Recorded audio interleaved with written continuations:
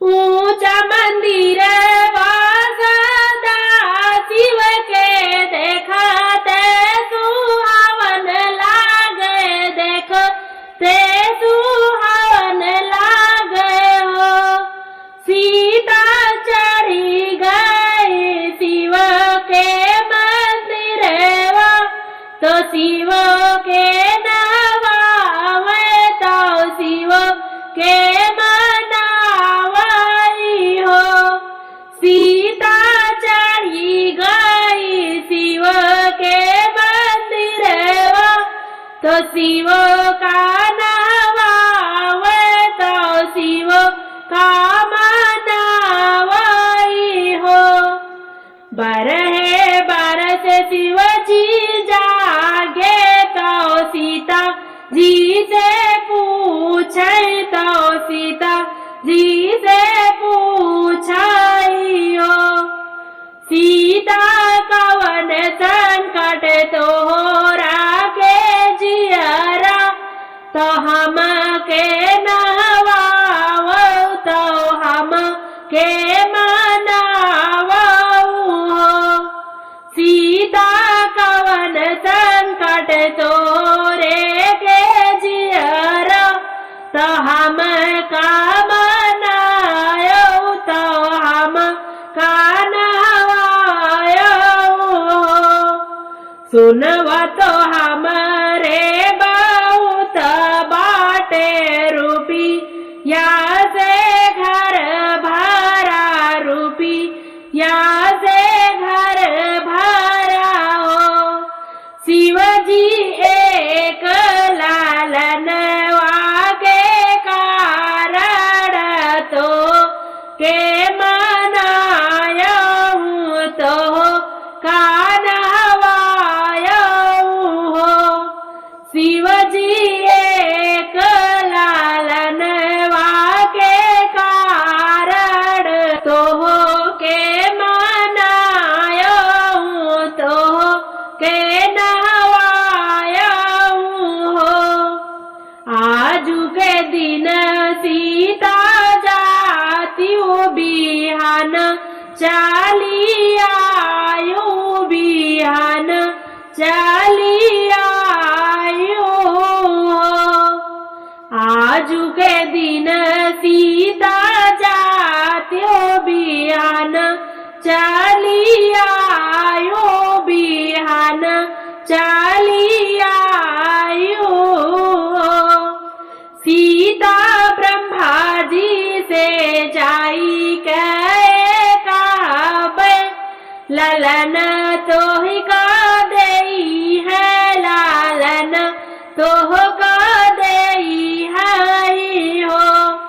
सीता ब्रह्मा जी से जाई के कहबे ललन तो का देई है, लालन तो का देई है हो।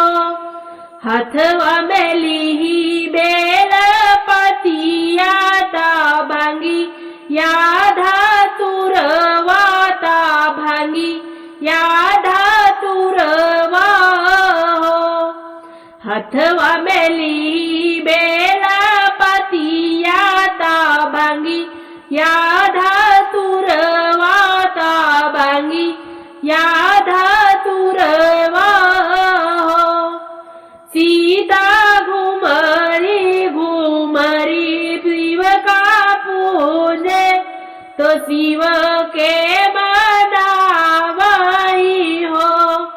सीता घुमरी घुमरी शिव के पूजे तो शिव का मनावे तो शिव के मनावई हो।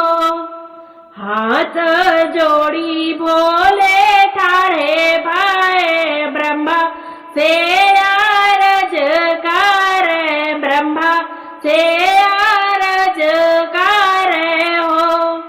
हाथ जोड़ी भोले जी ठाड़ी भाई ब्रह्मा से आरज कर, ब्रह्मा से आरज कर हो। ब्रह्मा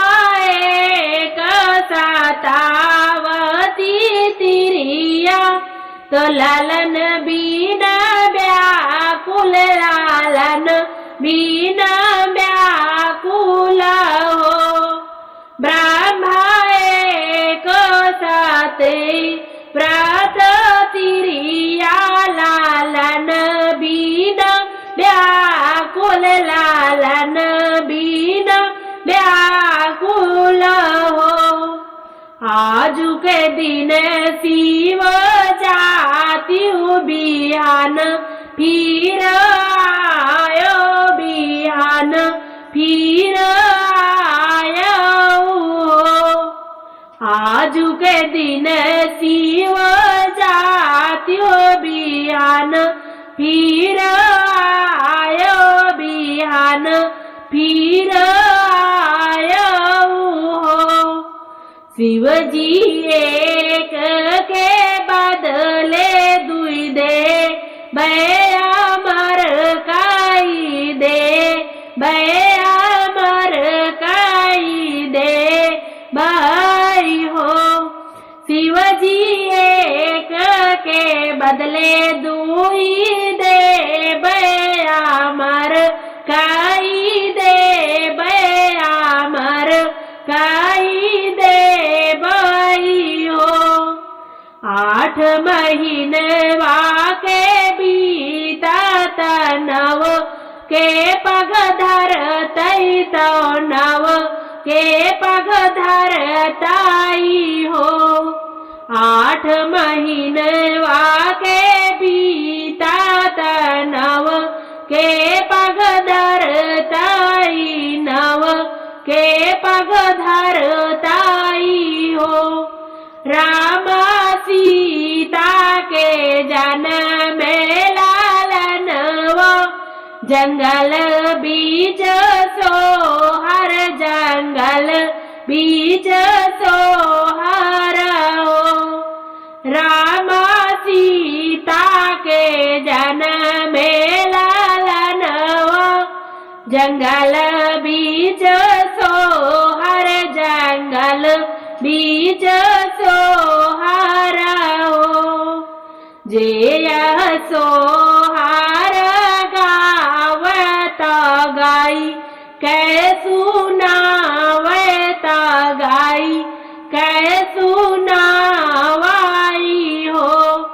राम तय बैकुंठ के जाई, गवैया सुख पाई, सुनवैया सुख पाई हो। राम तय बैकुंठ जाई, गवैया सुख पाई, सुनवैया सुख